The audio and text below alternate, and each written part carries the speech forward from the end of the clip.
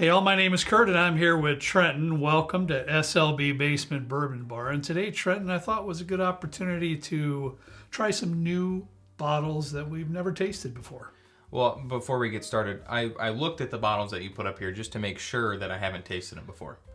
Otherwise, I was hoping. Otherwise, it doesn't really fit the theme of the show, you know?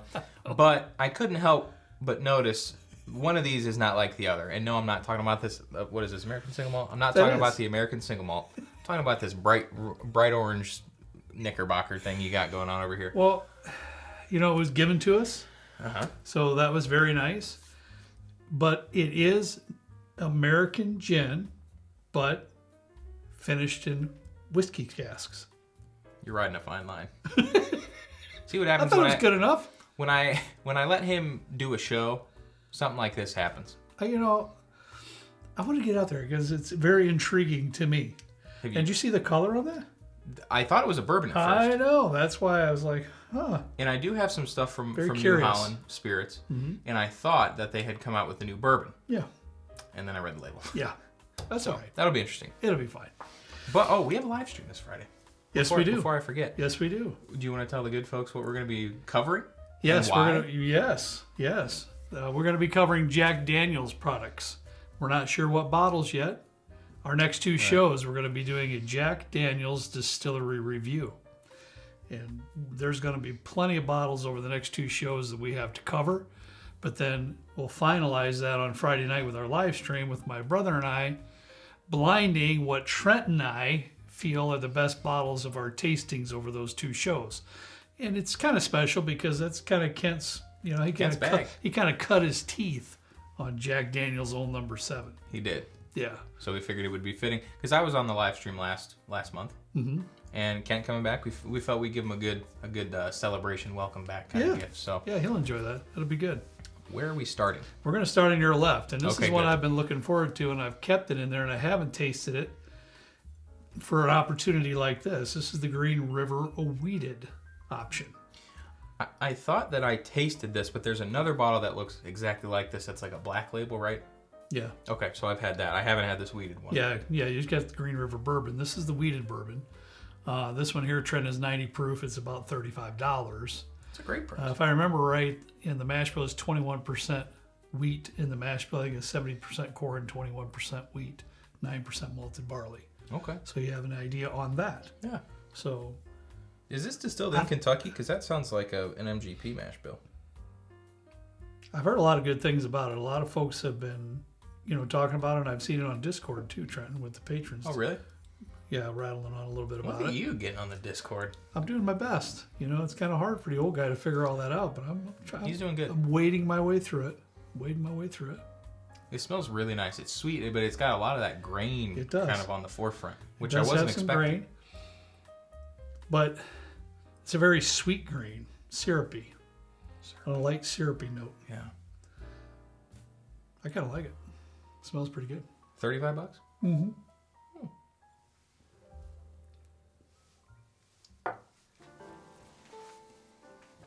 Mm-hmm. So right away, when I'm thinking of this price point, I'm thinking of a wheated bourbon, I just kind of automatically go to Weller Special Reserve. Sure. It's not the same, but right. It's good. Yeah, I know. You get some honey notes in there, kind of like the Special Reserve a little bit. I do get some caramel and vanilla. But there's an oak presence there, but to me, it's a very soft, gentle oak. It's like the Charmin Ultra Strong toilet paper, just soft. Yeah, cloudy. You said toilet paper, and I had no idea where you're going to go. Yeah. But yes, it is very soft on the palate, too. Very soft on the palate. I get a little pecan note that time around. It's something a little nutty, like a praline or something like that a little bit. That's really nice, actually. On that second sip, I did.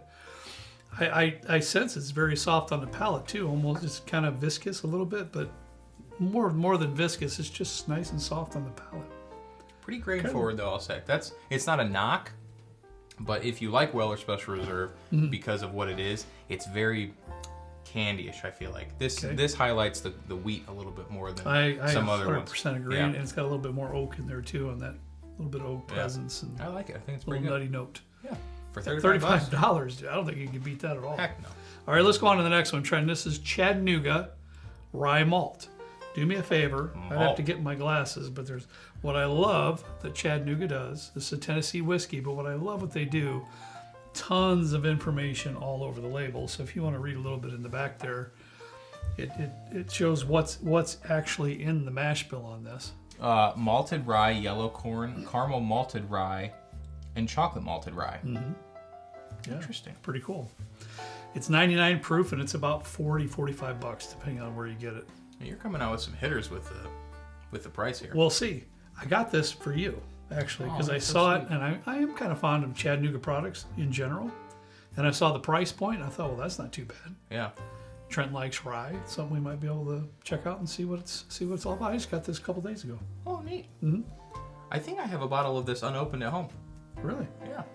So it's interesting because I actually have a New Riff winter whiskey that has it's definitely has a chocolate malt in it, maybe a caramel malt, and I also have a chocolate malted hard truth rye and a caramel malted hard truth rye. I like the caramel a little bit more. The chocolate was a little bit bitter from what I remember. Okay. But if you mix them, that's going to be interesting to kind of see how those blend together. Right. I like the nose. I like the nose a lot. 99 proof? 99 proof. This is like kind of Buffalo Trace-esque on the, it reminds me of the straight rye a little bit. Does it? E.H. Taylor straight rye, yeah.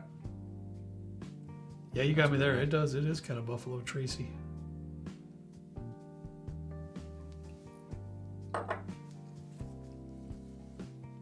Oh yeah, there's that chocolate malt.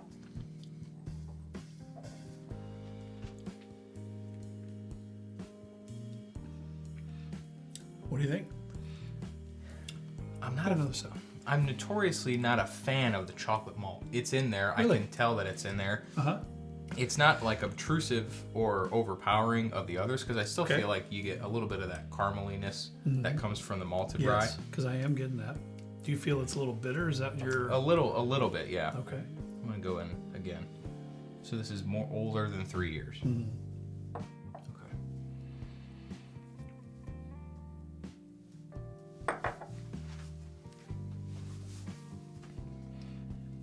I don't mind it. I find it a little savory in an herbal way.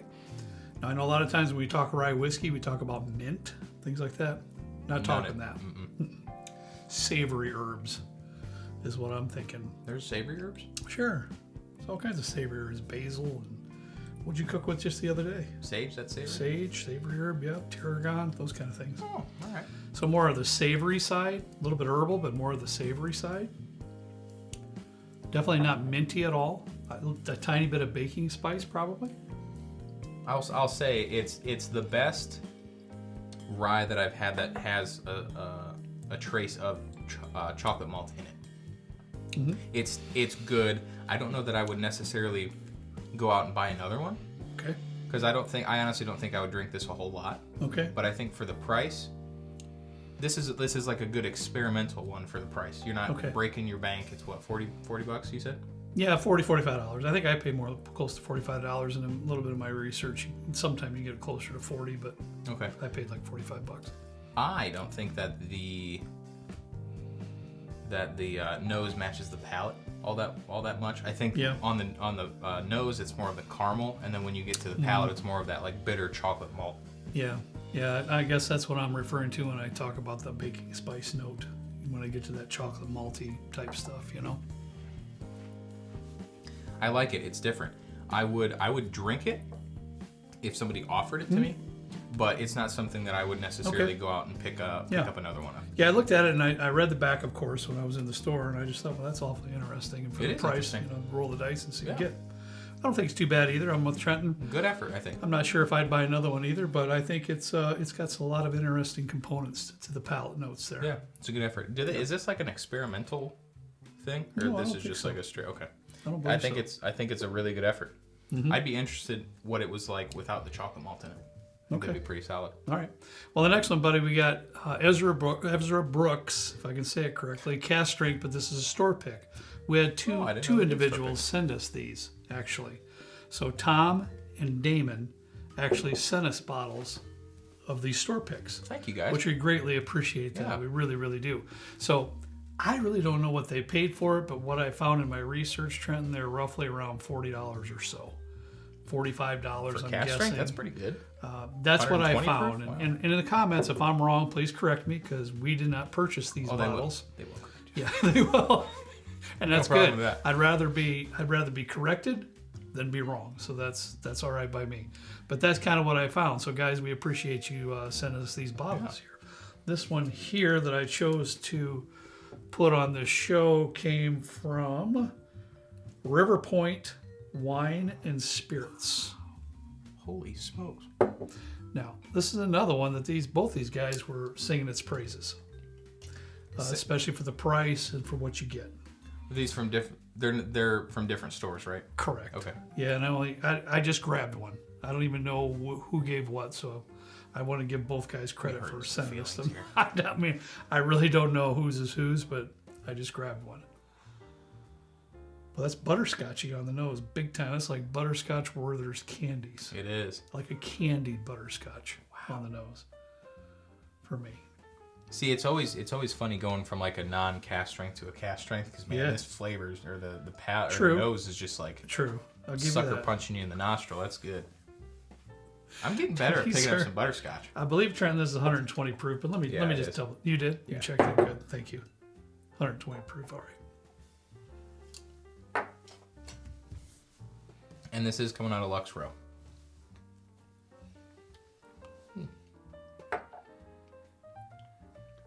I gotta go on that again. Mm-hmm. Huh. All right. I'm going to take one more sip and I'm going to give you my thoughts. I'm trying to collect mine. Are you? I can't wait to hear yours.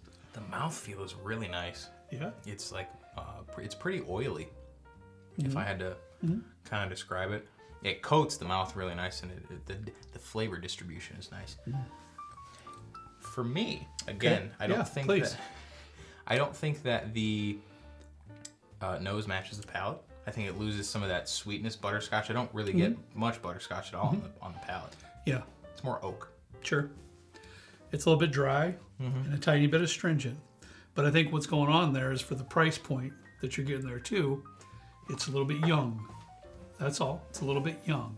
So on the front of the palate, I'm getting what you're getting with that little bit of maybe a leathery, drier oak note that's a tiny bit astringent. But when you follow it through to your mid palate and the back, I kind of catch on to some of those butterscotch notes and things like that too. I'm struggling to get past that like bitter oakiness personally.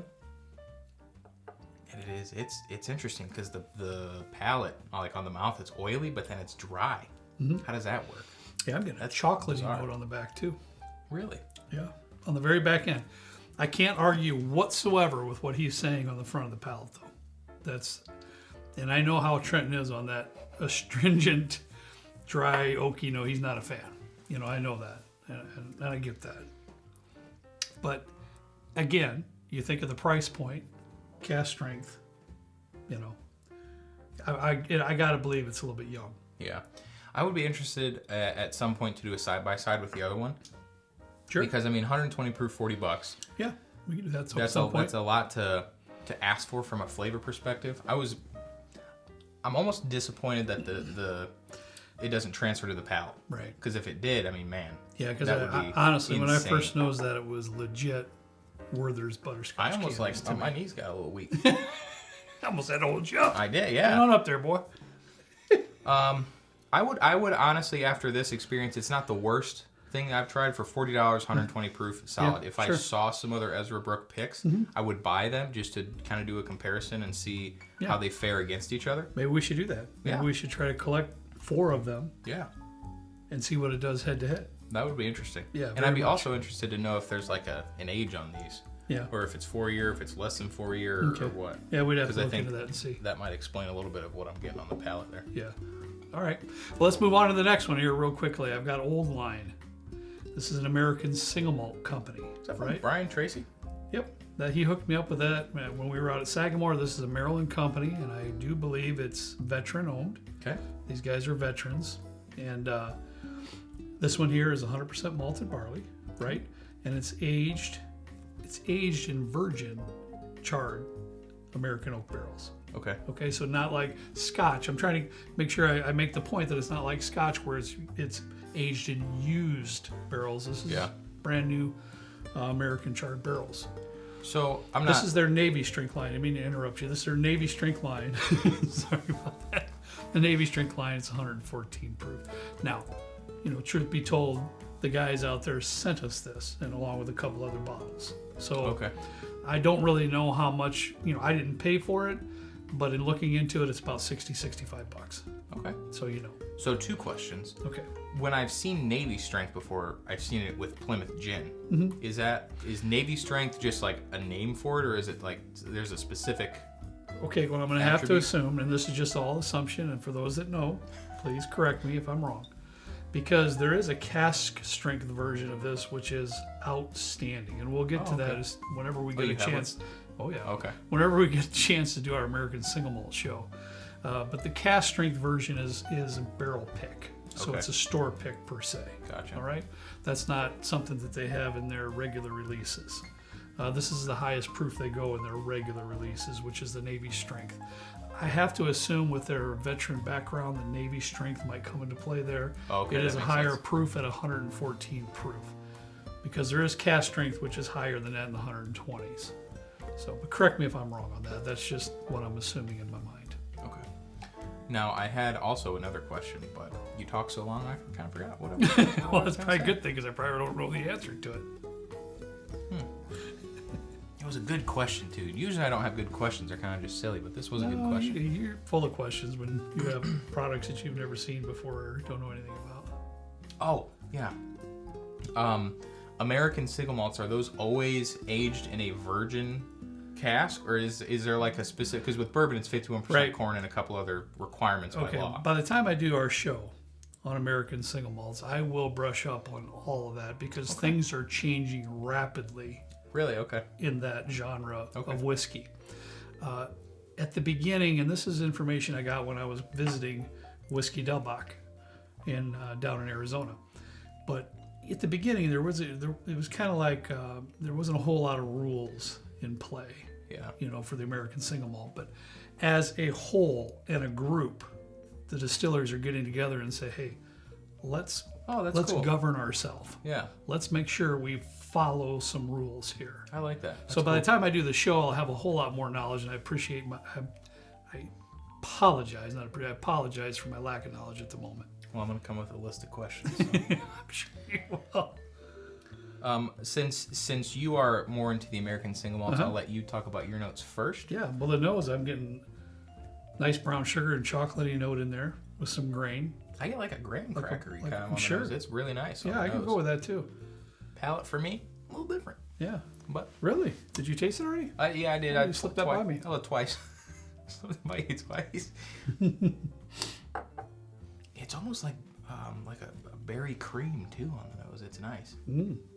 Like make a s'more, but replace the chocolate part with like a berry compote. Yeah. Yeah. Yeah, this is more barley forward, which might be a stretch for you personally in your palate. But I do get cocoa and brown sugar. What? Cocoa. How? Right at the front of the palate, bro. Right at the front of the palate. Just concentrate. Take one sip for me. Right at the front of the palate. Front, like when it like... Okay, yeah. To me, I could be completely... I could be completely... Had to make sure it stayed at the front. I could be completely out of my mind. I'm not officially trained in any way, shape, or form. But when I break down a palate note or palate, what I think about a whiskey, I break it down to front palate, middle of the palate, back of the palate. And that's just something I've always done. I have no idea if that's an official thing or not, or if that's just a Kurt thing. Now, towards the middle to the back of the palate, you're definitely getting some barley notes, grainy notes, cereal notes per se. You're definitely getting some char. I don't think any cereal that I'm eating. I don't know if you're eating Wheaties or... Yeah, I was just going to say, all you talk about is those marshmallowy cereals. Lucky Charms. Yeah. Oh, yeah. No, it's not Taste like... the rain? No, it's that's not Skittles. like Lucky Charms. This is a man's whiskey, buddy. No, this is not no Lucky Charms and Cocoa Pebbles and. That's Michelle's thing, Cocoa Pebbles. Negatory. This is a big boy whiskey right here. Here's what I think. When I was a kid, and we're bringing it back to the old days. When I was a kid, I used to collect lightning bugs in like a jar, and then I'd put grass in it, and then I would suffocate them basically. I remember those days. I remember those days. So I used to catch it with my hand, and sometimes I would accidentally smear a lightning bug on my hands, and then I would end up touching my mouth at some point. That's kind of what it tastes like a smeared lightning bug. Sure. Buggy. Well, I have to say I've never smeared a lightning bug in my face, nor have I tasted it. Well, you didn't live there, so I can't go there with you. You know, I can say I do enjoy it. I like their cask strength store pick, barrel pick version better. I think that's outstanding. Okay. I could enjoy this for sure. There is a little bit of a bitterness on the back end there. I know where you're going from there. Anything with a little bitterness, it's weird because with cocktails he likes bitterness. He likes Campari cocktails, things like that. Yeah. When it comes to whiskeys, though, you get some bitterness and you automatically kind of. There's so much variation with bitterness, though, and I feel like with cocktails it's leaps and bounds different. Yeah, I know. I'm just letting the folks, trying to draw a parallel for the folks out there. But I do. It's a different animal. So this is something you're not used to. I get it. It's a single malt, so it's 100% malted barley. All right. There's no corn. There's no rye. It's barley. Lightning bugs. So you're getting that cereal notes, the Wheaties, even a bran cereal, something like grape that. Nuts. Mom used to eat grape nuts. There is some pretty decent sweetness there, but there is some grain notes. There is some barley notes too. Different from Scotch though. It's not the malty notes you get from Scotch. So. Anyway, I think it's pretty decent. All right, let's get to this last one. Knickerbocker New American Gin finished in whiskey barrels. Whoa. Used whiskey barrels. That's all I've done too. Trenton has smelled it. When I opened the bottle, I said, I got to put it on the show. All right? I don't know. I haven't tasted it, so I have no idea if anything on the nose is going to transfer to the palate. This was given to us also by Stephen. Trenton. Thank you, Stephen. It's a single barrel option. And I'm sorry, I think it's 114 proof. My memory got 5 out here today. Yes, 114 proof, single barrel option. Extremely interesting to me, and thank you, Stephen, for sending it our way. It smells vaguely like a Christmassy, yeah. Like a piney cranberry, spiced cranberry. Perfect. That's perfect. When you nose it, you know you're nosing some form of gin. Okay, let's not be facetious in any way. However, Trenton is 100% right. Cranberry notes, little Christmas cake note going on in there. Yeah. You get some juniper notes, your normal gin stuff. But I forgot that this was a gin, so I took a big hug. And these are some bold flavors, so that really kind of woke me up. Yeah, so I honestly, first sip. So cheers to you, sir. I'm nervous. Let's see what we got.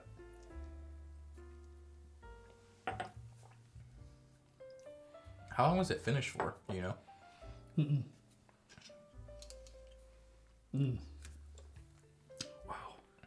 That's absolutely delicious. Honestly? It's good. I love it. It tastes like my dentist office smells, but in a good way. Babe, how many times have you taken me to the dentist? Yeah, you're going to have to come over and taste and smell this and see if it smells and tastes like the dentist. It does, though. It's like a doctor's office, dentist office. Grounded teeth. You walk in, you hear an ear-piercing teeth drill, and it makes you scared. This is actually pretty good. It's really good. And my mind is whirling right now of cocktail possibilities with this. You could do a lot with this, yeah. Because this leans a little bit towards whiskey. Please, don't get me wrong. This is absolutely gin. You're sipping gin. But it has a lot of whiskey influence on the sweeter side. Some barrel influence. It's like a dusty cranberry or something. It like has the same amount of like an old dusty feel that like a sherry does. I would have passed that 100 times and not batted it on. I know gin isn't for everybody, so I apologize. It's not for you, but if you like gin at all, and you also like whiskey, or if you're a little experimental, yes, this is fantastic. It's great. I cannot wait try different That's things. actually really good. I like that a lot. All right, let's bring this to a close, buddy. What's your lineup? First to last. This. Wait, you going last to first? No, this is my first place. Yeah, right. First place, second place, Yes. third place, fourth place, fifth place. Wow. I struggle with the chocolate malt, I'm not going to lie. All right. Well, this is kind of difficult for me, but I'm going to have to go with first place right here because that blew my socks off. I love that. I have to go second place here, third place here, fourth place, and fifth place. Okay. Yeah. Thanks for picking this up. I think I would be very interested to try it without the chocolate malt. There's a little bit, is like a too much of a bitter astringency kind of thing at the end, and that kind of... It was a little weird. Yeah. I got to give you that. But so good effort, though. Yeah. Well, I don't know about you, buddy, but I had a fun time trying these. Yeah. I love doing videos where we try brand new things we know absolutely nothing about, and hopefully it might be somewhat helpful to you out there as well. All right, thanks everybody for watching. We appreciate each and every one of you. As always, we ask you to please drink responsibly, and we'll see you next time right down here with Trent and I in a good old basement bourbon bar. See you later.